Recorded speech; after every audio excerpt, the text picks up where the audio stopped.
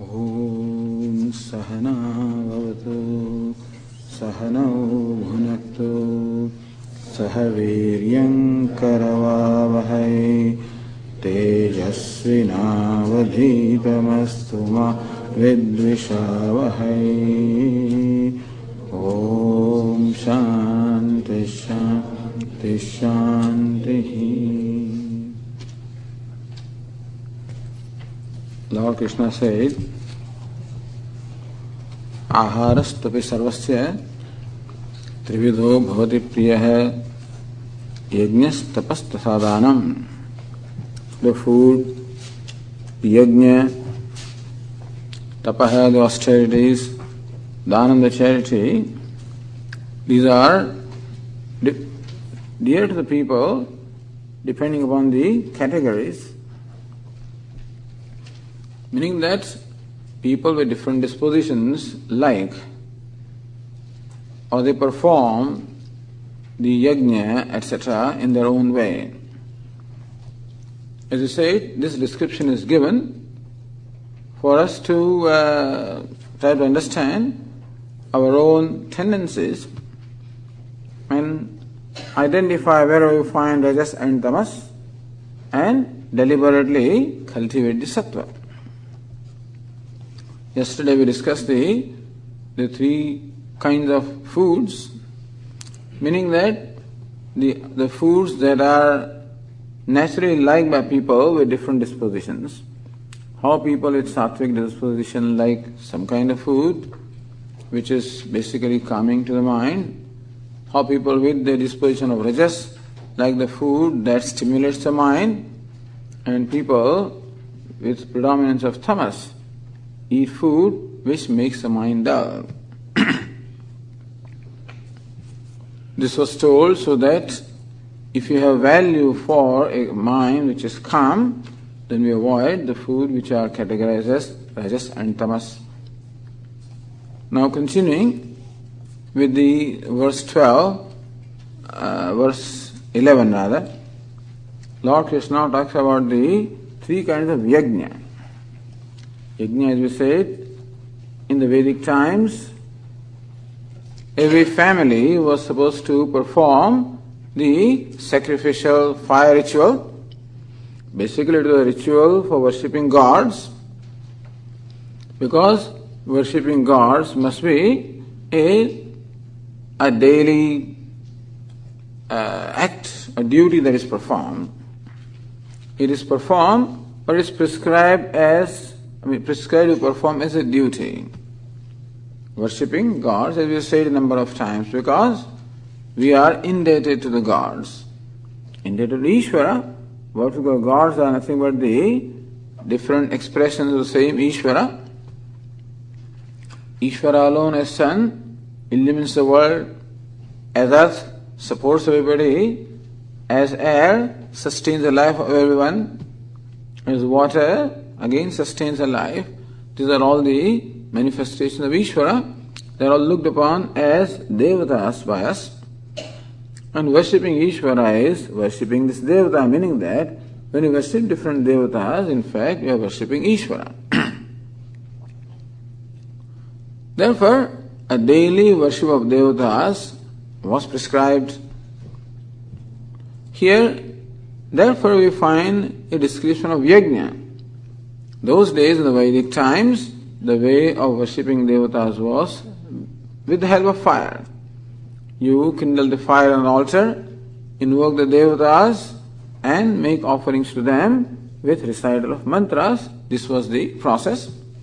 Now it is changed. Now we are not doing that much every day, but we are doing our own kind of rituals now, where we invoke the devata, if not in fire, invoke the devata in an image.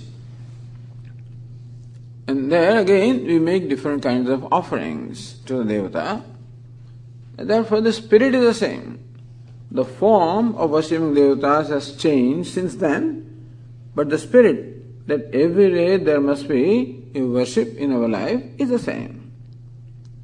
In fact, the Vedas prescribe that everybody should have this kind of worship for the whole life. Because for the whole life, we are receiving the benefits of what all the devatas or gods or the forces of nature are doing, therefore it is only proper that we return the favor. Thus Vedas teach us what we call a harmony with the rest of the universe. It is a very ecologically sensitive culture, wherein it is recognized that human being is a member of the whole universe. Meaning what a human being does influences the rest of the universe, and what the universe does influences him. And therefore, through our actions, we should create such influences which are conducive for maintaining the harmony. That we should not disturb the harmony. On the other hand, we should perform such actions which are conducive to maintaining the harmony. Then we can enjoy harmony with the world around. There is harmony without and harmony within. This is the basic principle. Lord Krishna taught this in the 3rd chapter of Gītā. Devan bhavayatanena te devaha bhavayantuvaha. So, in 3rd chapter, Lord Krishna says that when the Creator created human beings, then this special instruction was also given.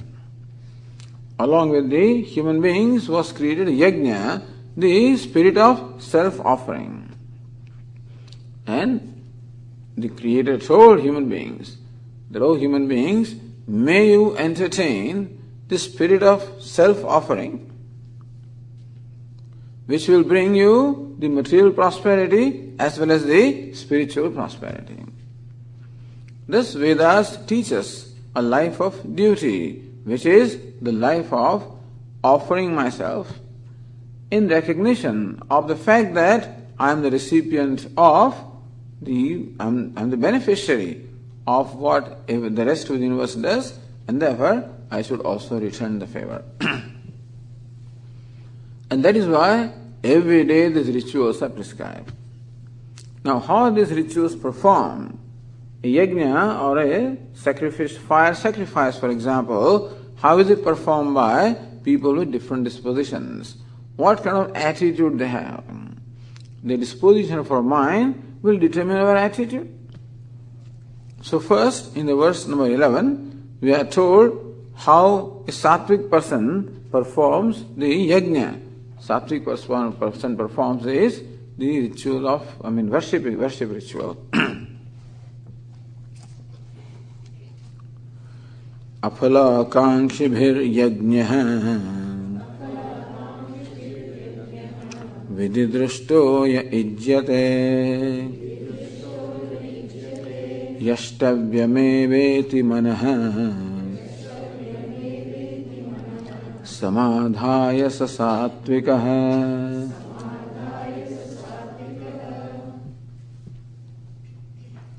Saha sattvikah. This is a person enjoying the sattvic disposition of mind, meaning that the sattvic tendencies are predominant. Even when a person is sattvic, there is some rajas and tamas there, but this sattva predominates. What sattva does? Sattva means when the mind is calm and tranquil.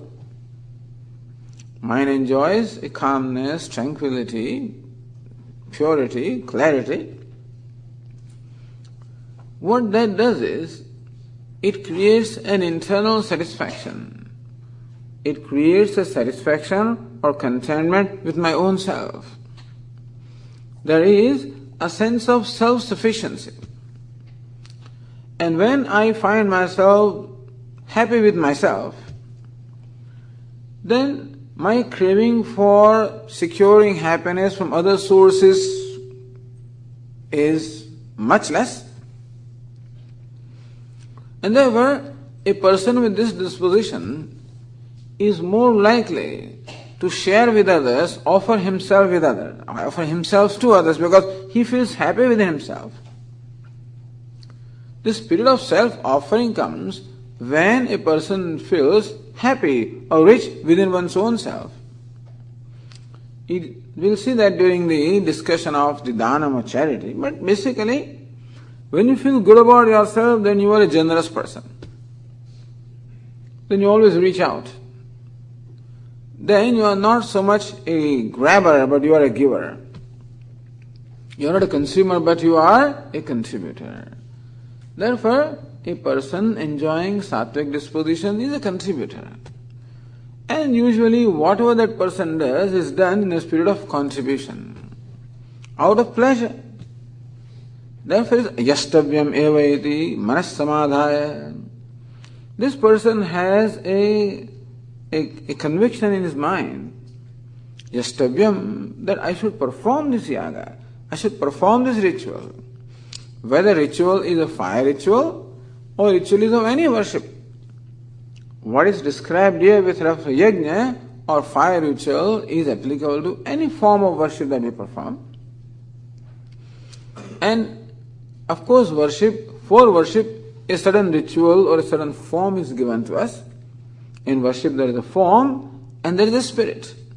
So what is important, of course, is the spirit. However, that spirit of worship is expressed in a certain form. Therefore, these rituals are given to us to channelize our spirit of worship and to express it properly. So in the person enjoying the sattvic disposition, the thought that occurs is, I should perform this ritual. I should perform this act of worship. Because I am told to do so. This person has also a shraddha or the trust in the scriptures.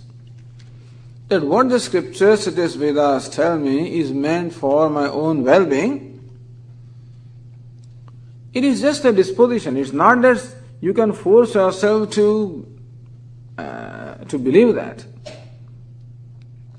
It is just that the mind of this person is such that when he is being told by people who are respectable, people who are venerable, and the scriptures, then somehow his mind says, yes, this is right. And thus his mind has a trust that what the scriptures are prescribing as the daily duties is meant for my own growth. And therefore, when he performs a fire ritual, which, as I said, in the Vedic times, everyone was supposed to perform this worship every day. Yastavyam eva, I should do this. This is my duty. That is a conviction that arises in his mind. And therefore, he performs this ritual or this form of worship out of his own pleasure. Aphalakangshivi. Therefore, he does not seek any reward as a result of performing that ritual. A sattvic person does not seek a reward because he does not need a reward. When you feel good inside, then you don't need somebody else to make you happy. We will see next, a person having rajas as predominant wants the world to make him happy because he is not happy inside. When you are happy within yourself, content within yourself, then you don't have that need that the world has to make you happy. Therefore, when he performs his ritual, aphalakangshibihi, he does not ask for any personal reward, that I should be rewarded as a result of performing this ritual, that I should have some kind of material reward, or some kind of egoistic reward. He doesn't seek that reward. Vididrushtaha. Also, as I said, the person has a basic faith, and therefore, whatever procedure is prescribed, vidhi is the procedure. So performing rituals also has to be done in a certain way. And you worship different devatas in different ways. If you worship Lord Shiva, there is a certain form that is prescribed, certain method. If you worship Lord Vishnu, there will be some variations. If you worship Mother Goddess, there will be some variations. Because what is offered to different devatas is different, and the way of offering can be different. You recite different mantras, you make offering different materials. Just as when you want to please your father, you do it in one way, please your mother, do it in another way, because mother likes certain things and father likes some different things. They wear different kinds of clothes, sometimes they have different taste in food and so forth. So also gods like that, and so Lord Narayana has some kind of taste or liking, then Lord Shiva has other kind of liking, then Ganapati may have different kinds of liking, and if you want to worship them, you want to please them, therefore you offer what it is they like. And if you really want to please somebody, then you'll make sure that you do what they like. So a sattvic person wants to make God happy by his offering. Therefore he will make sure that he offers whatever it is that is like or that is prescribed. So vidhi drishtaha. So whatever vidhi, whatever these stipulated procedure is there, accordingly he performs the homa. So these are the characteristics. A sattvic person, first of all, feels within himself or herself that I should do this. Secondly, by so doing, I do not demand any personal reward because doing itself gives a satisfaction. If doing something itself can give a satisfaction, then the reward doesn't remain important because doing itself is a reward.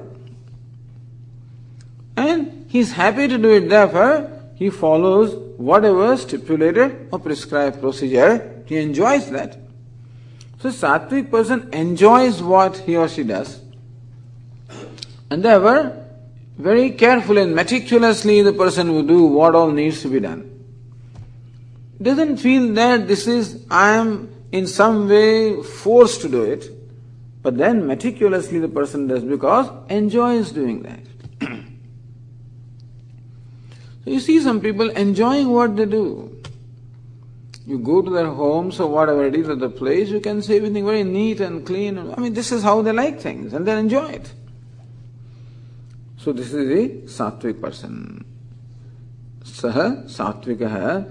So three things we are told here. Number one, that the person on his own initiative wants to do something. Number two, while doing that, does not demand any personal reward because enjoys the very doing. And thirdly, whatever that person does meticulously, follows the stipulations without any resistance, but happily follow the stipulations. This is the sattvic person. Then now we come to person with rajas as predominant.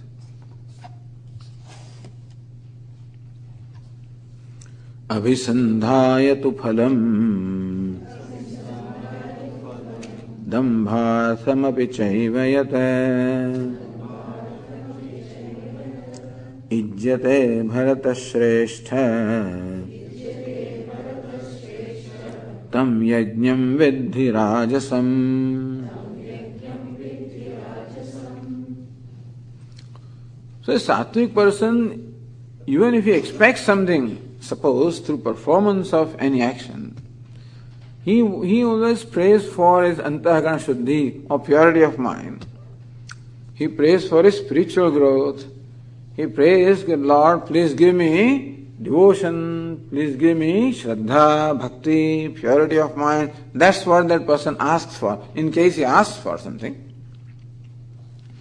Whereas the person with rajas in predominant, abhisandhaya tu phalam, this person keeps in mind the reward that this action will bring. He also performs the ritual. He also follows the stipulation. Why does he follow stipulation? Because he knows that only if he follows stipulation that he will gain the result, otherwise not. The earlier person follows stipulation because he knows that that is the best to please the devata. This person follows stipulation because he knows that that is the only way I can get the results. If I do not follow stipulation, the desired result will not come. So rajas person also follows stipulation, but abhisandhaya tu phalam, keeping personal reward in mind. Either I will get some material reward in terms of prosperity or name, fame in this world, or if he is a believer in heavens, etc., then he will say, okay, through performance of this, I will go to heavens. But then, see, when you perform an action, what is it that the mind is thinking about? When the reward is very important, then the mind thinks of the reward even when you are performing action. then it is likely that the quality of action is compromised. Whereas if action is important to you, then while performing action, you only focus upon action because reward is of no great consequence to you. Therefore the quality of action also would be better. But abhisandhayatu phalam, this person who is only dwelling upon the result of the reward that this action will bring. Dambhartham vichayvayata. Even if it doesn't want reward, then also dambhartham. It is to proclaim his own religiosity, to make a show. Dambha means make a show of one's own religiosity. So he will organize sometimes very big rituals and festivals just to declare to the world how religious I am. So these are the kind of attitude that a person in predominance and rajas has. When there is rajas, person feels uncomfortable with one's own self, not happy within himself. He therefore wants the world to make him happy. That is why he performs his ritual either so that he will get something desirable as a result of performing ritual so he can be happy, or to satisfy his ego, he performs the ritual to make a declaration to the whole world. It's mainly a show business. He doesn't particularly care for worshipping, but he cares because the world will praise him.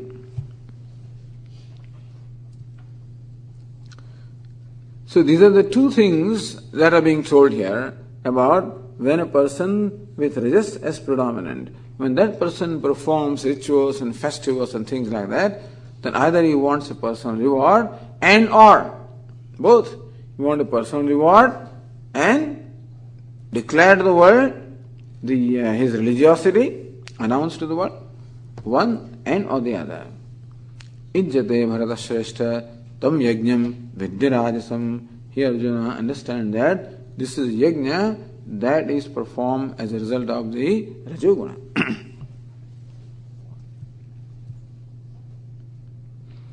And now comes the yajna performed by a person with tamas as predominant.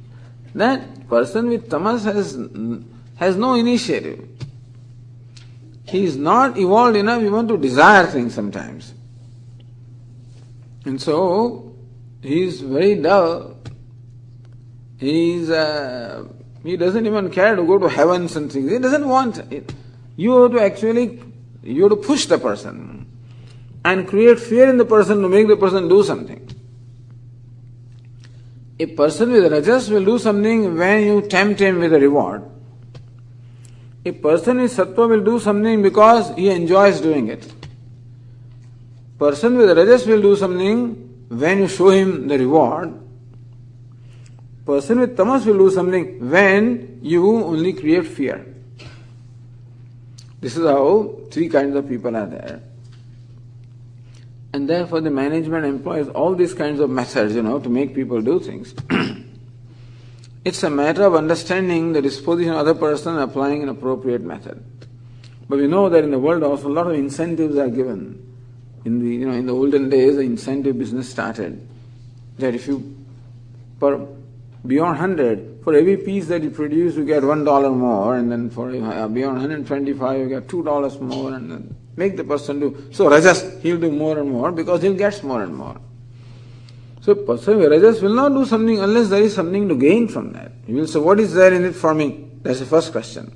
If I am to gain something, I'll do it, not otherwise. Tamas says, I don't want anything. He won't do anything. Oh, but look, if you do this, you will get such reward. That doesn't somehow motivate. There's no motivation at all. That person has to be, as I said, you have to create fear in that person. If you don't do this is a punishment. As when we were small, we were told, if you don't go to school, look, see this man who is pulling the cart, that's what you will have to do. I don't do that, then go to school. So different children are treated differently. So how does a person with tamas, how does that person perform the ritual? That's what we are told in the 13th verse. Vidihinam srishtānnam mantrahinam adakshinam Shraddha virahitam yajñam tamasam parichakshate. So when a sattvic person looks upon scriptures and injunction as something meant for his own well-being, a person with rajas wants to see how I can best use them. A person with tamas resists. He doesn't like this. He doesn't want. And still he has to do that. Therefore you can see the quality of his work. From quality of the work itself you can say whether a person is sattvic, rajas or tamas. When this fellow performs his yajna or ritual, vidihinam, contrary to injunctions, he is being told to do some way, he just does whatever he wants and very often contrary to injunctions. He doesn't follow injunctions, doesn't follow stipulations or violates the stipulation.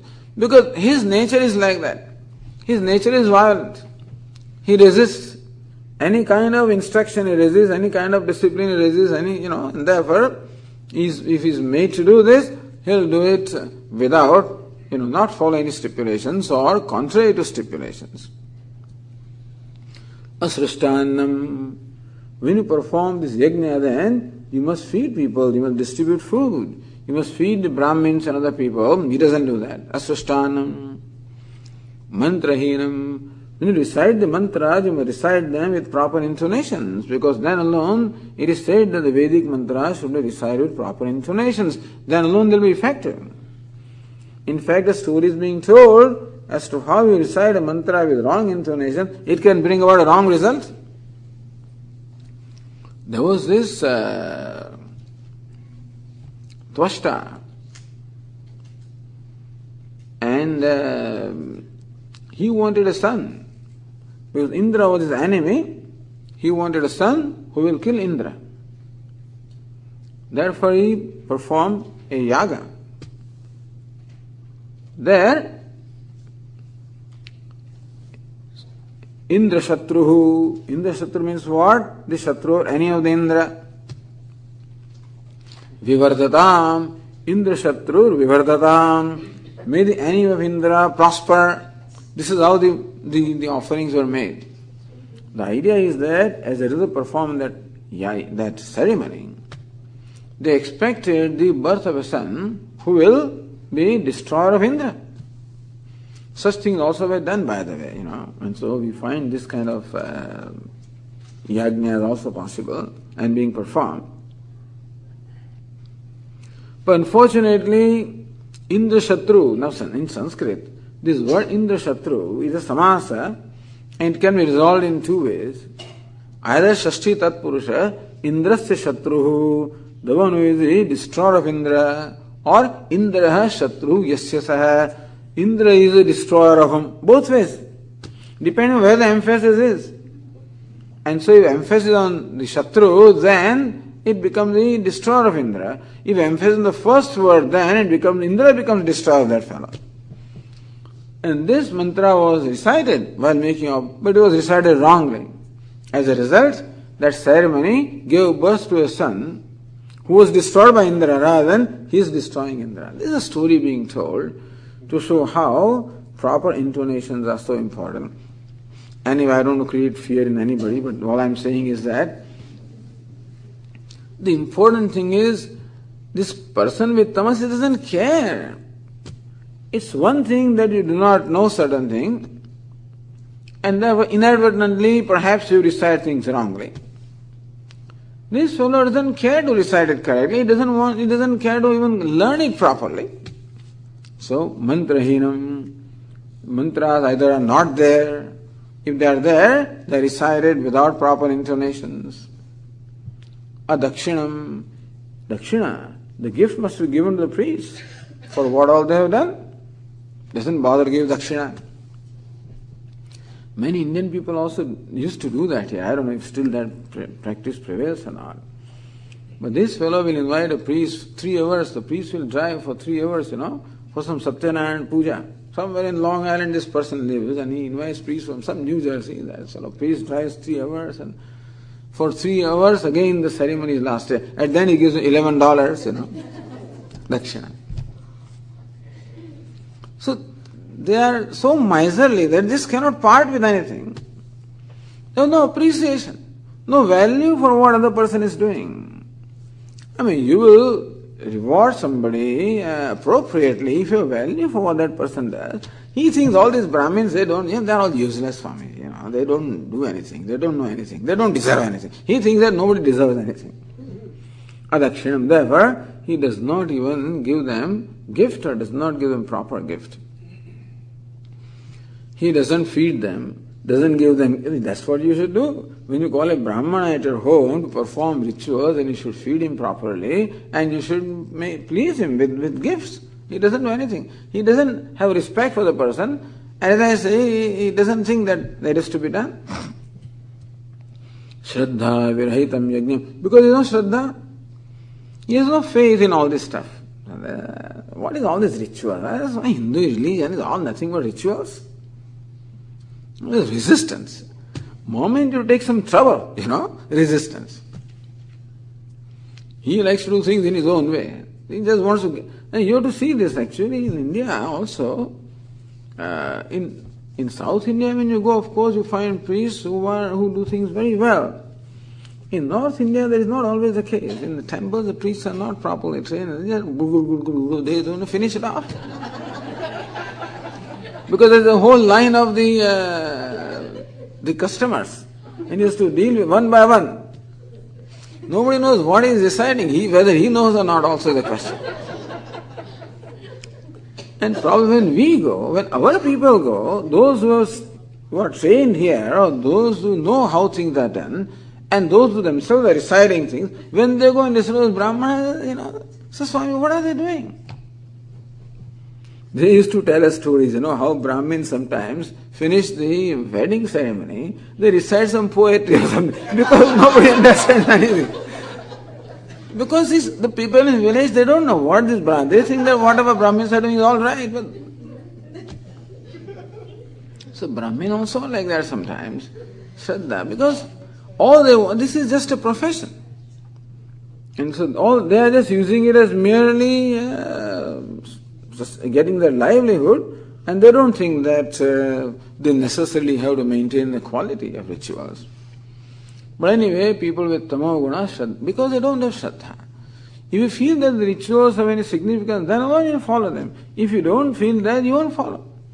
Suppose there is certain kind of a discipline at home, that you must do this, that and so forth.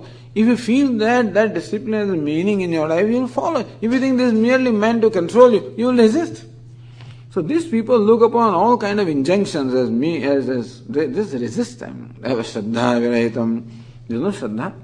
Yajnam tamasam parichakshate. Here Arjuna, people with tamoguna will perform yajna in this manner.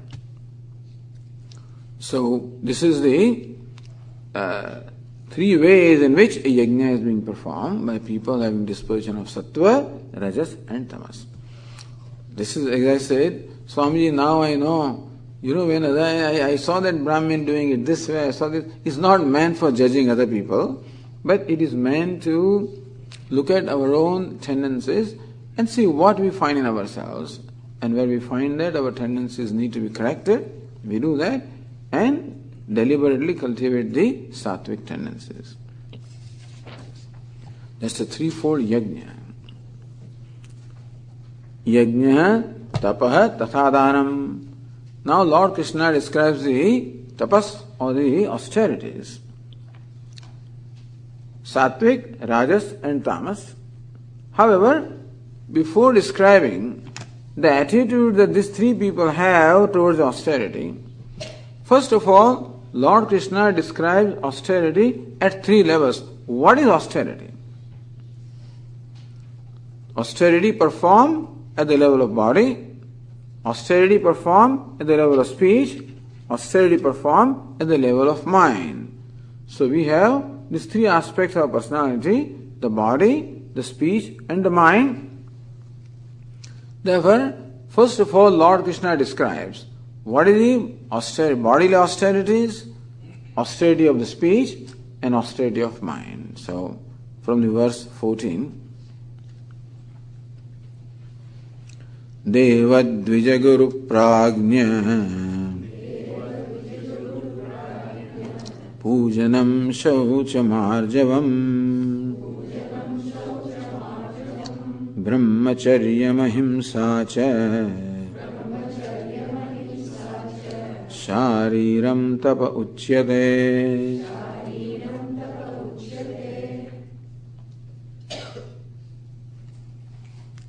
This is the collective, this is called discipline at the physical level, or austerities at the physical level.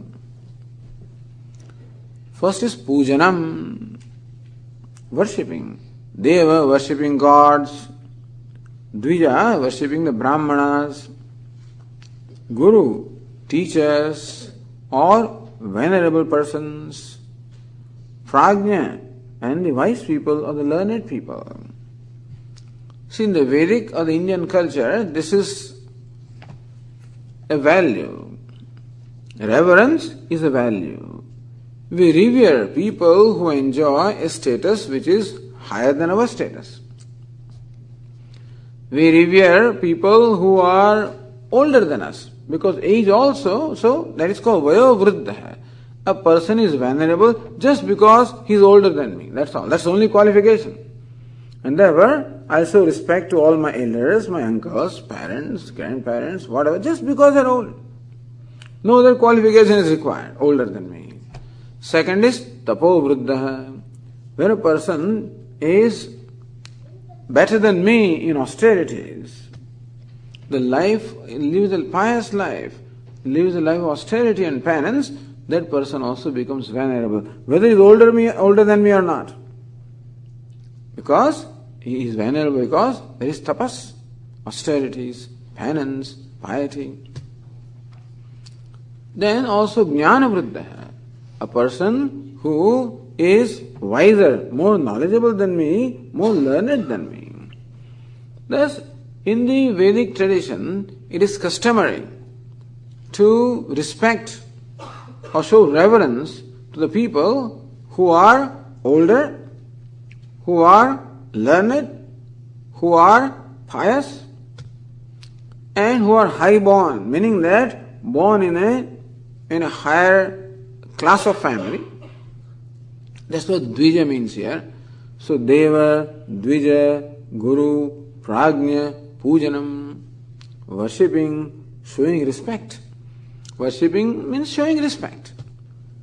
Bowing down to them, whatever the appropriate form of respect is.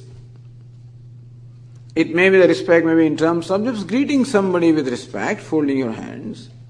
Sometimes it may be bowing down before somebody. Sometimes it may be washing their feet, sometimes doing some whatever. And so it's basically showing the reverence. Deva, Dvija, Guru, Prajna, Pujanam. Pujanam, worshipping, showing reverence. And this reverence is shown by my physical gestures. That is why this is called the austerity at the physical level. I bow down, this is the physical level. I salute at the physical level. Or I make other offerings at the physical level. Therefore, this is included as the austerity of the body, or as the physical level. Then the second is Shaucham, cleanliness. External cleanliness also is considered as an austerity. Cleanliness is next to godliness, they say, So keeping oneself clean, keeping the body clean, keeping the clothes clean, keeping one's surroundings clean, neat, well organized. So more organized my surroundings are, cleaner my clothes and bodies, that shows that I am more organized mentally also, or so that is also a tapasya, also an austerity. Then Arjavam. Arjavam is meticulously performing what is to be done. So whatever needs to be done, doing it meticulously. That is called Arjavam, straightforwardness. Straightforwardness as expressed at the physical level is Doing things in a meticulous way. When you are cooking food, in a meticulous way. Cleaning floor, meticulous way. Doing dishes, meticulous way. Doing laundry, meticulously. You do the dishes and then all spots are remaining here, and you do the clothes and also not properly washed, you clean the floor and then all kinds of dust is stuck underneath. You cook the food all right and then somehow put spices and so doing things, so arjavam, doing it meticulously. So whatever duties we perform or whatever tasks we are required to perform, performing them as they are required to be performed, meticulous, this is called arjavam, straightforwardness. Brahmacharyam, self-discipline. Brahmacharya can be called celibacy, but here, self-discipline. Discipline over one's own self. Discipline, walking, talking, eating, drinking, whatever we do. Discipline in all activities. The control over one's own self or self-discipline. Ahimsa cha, and non-violence, making sure that by my action I do not hurt anybody. Meaning very alert about one's own action so that I do not hurt anybody. While walking also, careful that some insects, they do not get crushed under my feet. Sweeping the floor, being careful that ants and other insects also are not swept along. Careful. Meaning showing respect for the life of all the creatures. I have seen people, people are so careless and so indifferent. In India particularly, there are so many insects during the monsoon season. The insects see this light, they just multiply, I guess, in thousands. And when there are lights, then they just hover around and then they fall down. Very often there is a light above the wash basin or sink, and in the morning you find many are not dead, but they all fallen there. These just opens this without any concern. What will happen to all the insects? They will all go to the drain. They will all die. No concern at all. He sees a whole row of ants. He just sweeps them. He doesn't care. Meaning that when we are not sensitive, we can become also cruel. How we can become indifferent to the life of other creatures. Just plucking a leaf, plucking a flower, pulling a plant, kicking something. All of this is violence. Stealing also is violence. And aggrandizing, meaning keeping things with us which we do not need, also is violence. They would say that eating more than what I require also is violence. Because I'm unfair to my body. Then wasting food in my plate, filling up the plate and not eating, people have no consideration at all. They don't care. That when I waste food, then people who deserve or who are deprived, I'm depriving some people of what they could have.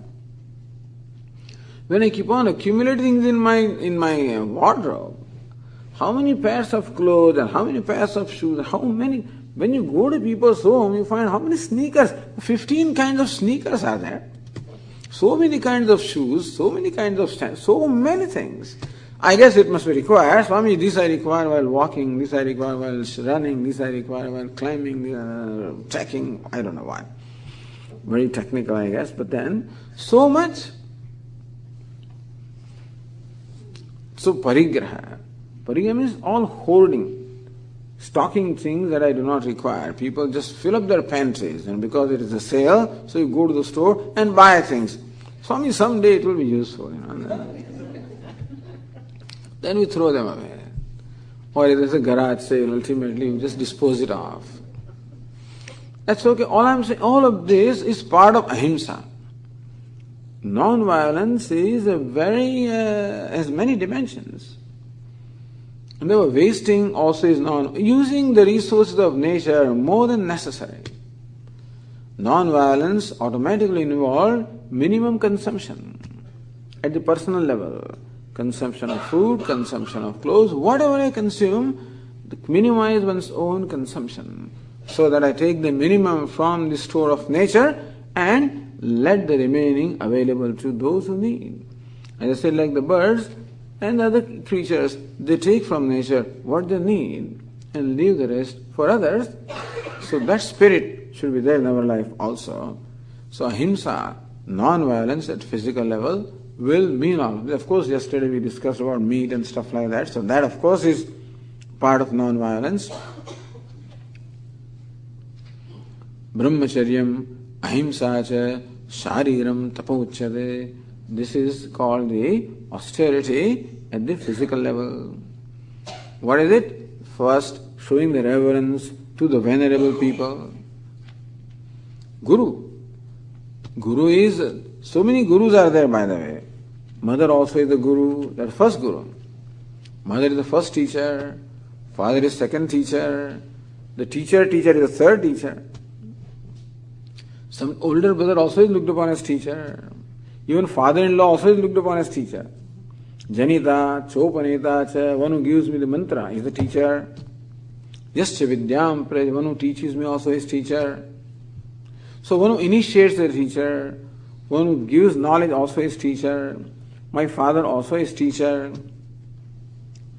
And then Agrajo, Bhrata, elder brother also is teacher. Because from them we learn. Even from the in-laws also. All these are teachers, meaning all of these are venerable people, and we should show appropriate respect towards them. That is also part of the physical discipline. Cleanliness, doing action, performing actions meticulously, self-control, and non-violence. This is all part of the physical discipline or austerities at the level of body. Then Lord Krishna talks about the austerity at the level of speech. That's the 15th verse.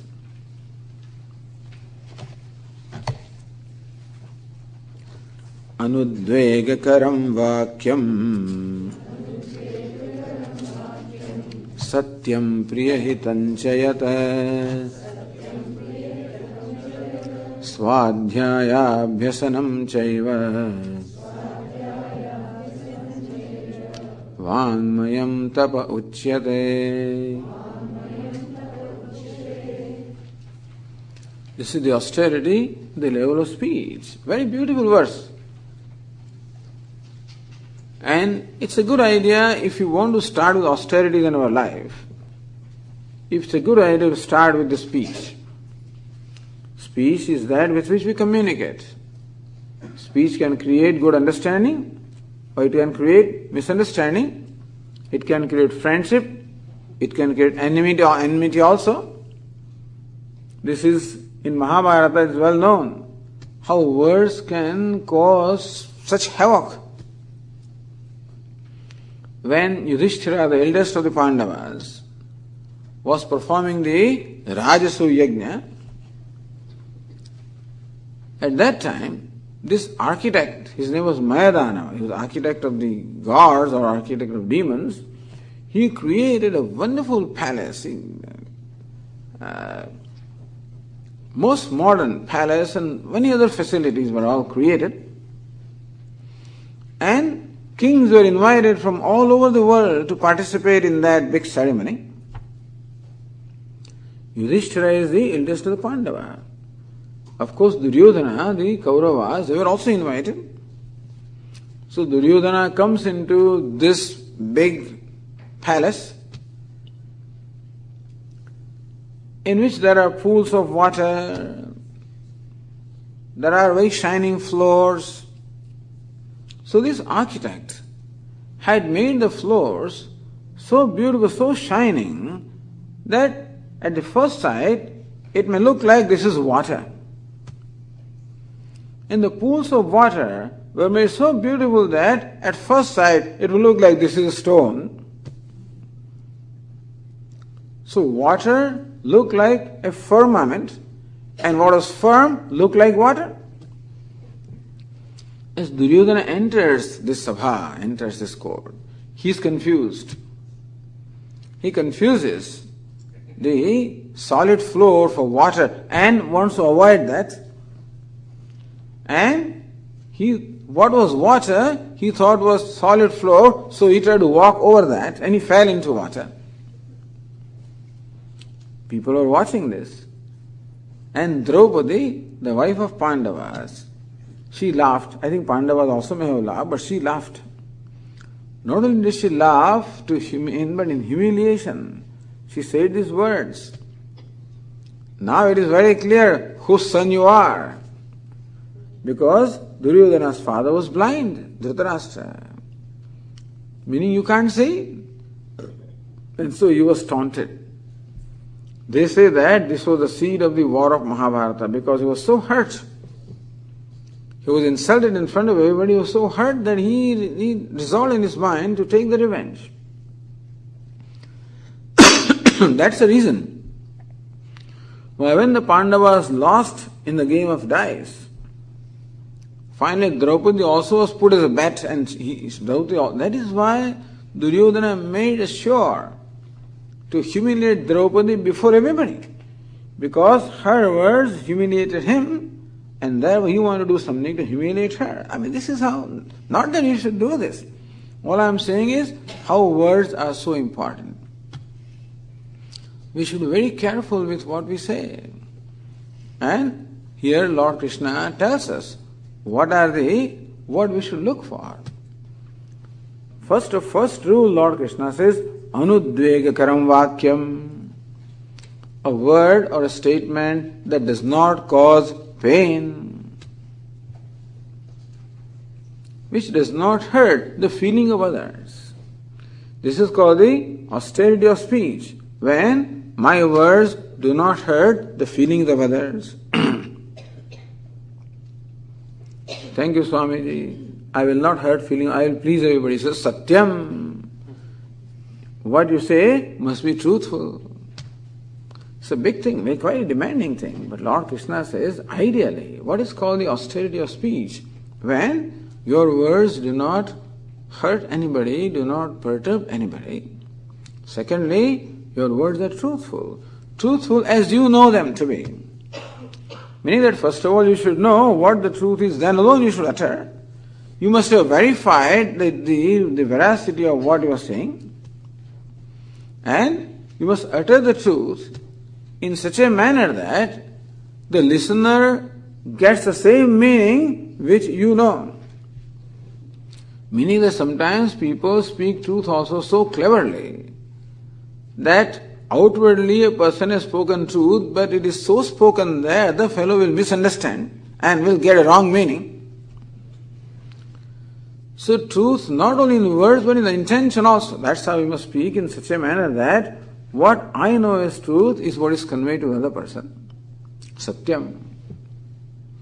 But very often truth is spoken in a very bitter manner. Therefore Lord Krishna says, Priyam.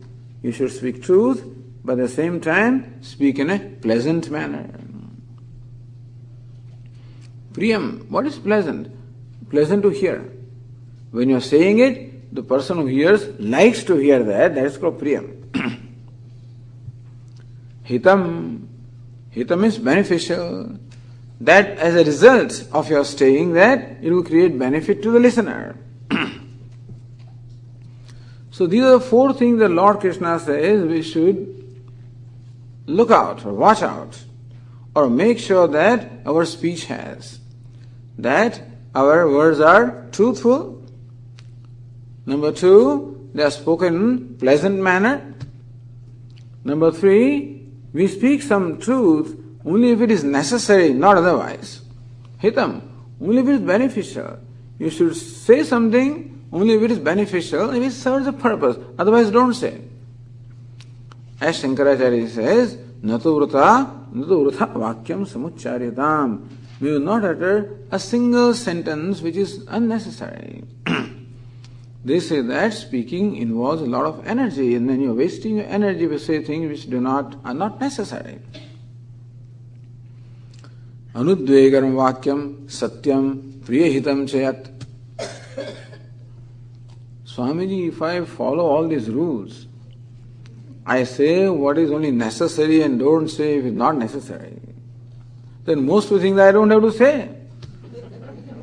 And then further, say in a pleasant manner, which is tough. You say that I should speak truth and speak in pleasant manner. Swamiji's truth is always bitter. But it is not truth which is bitter, bitterness is in our mind. And very often we use the occasion of speaking truth to only express our bitterness. Whatever is piled up inside, I use the occasion of speaking truth merely to unleash my resentment or my bitterness. He says, no, speak truth also in a pleasant manner. If you value speaking in pleasant manner, I'm sure that your mind will discover a way of doing it. If you value that, no, I want to be pleasant, then the mind will discover a way of saying by which what you say is pleasant. And do not cause pain to anybody from what you say. If you follow all these rules, and I think about 90% of speech will be cut off. Swami, then what should I do? God has given me the mouth to speak. Where should I use it? So Lord Krishna has some suggestion. In the second line, Svadhyaya Bhyasanam Chaiva. You recite your Vedas, recite the scriptures, recite God's name. Svadhyaya means the Veda of one's own line, one's own branch. Abhyasanam, repetition. Repeating the Veda every day also is austerity of speech. By Veda we mean whatever you have learned, whatever religious lessons you have learned. Suppose Veda you did not learn, what are slokas you have learned? Vishnu Sahasranama you learned, Shiva Mahimna Stotras, some stotras you have learned. Repeat them every day so that they are retained by you. And that also of course creates punya, by the way. When you repeat Lord's name, or when you repeat a stotra or a hymn or a prayer, it is conducive to creating punya, creating virtue, by which you also acquire the grace of God. It doesn't go waste.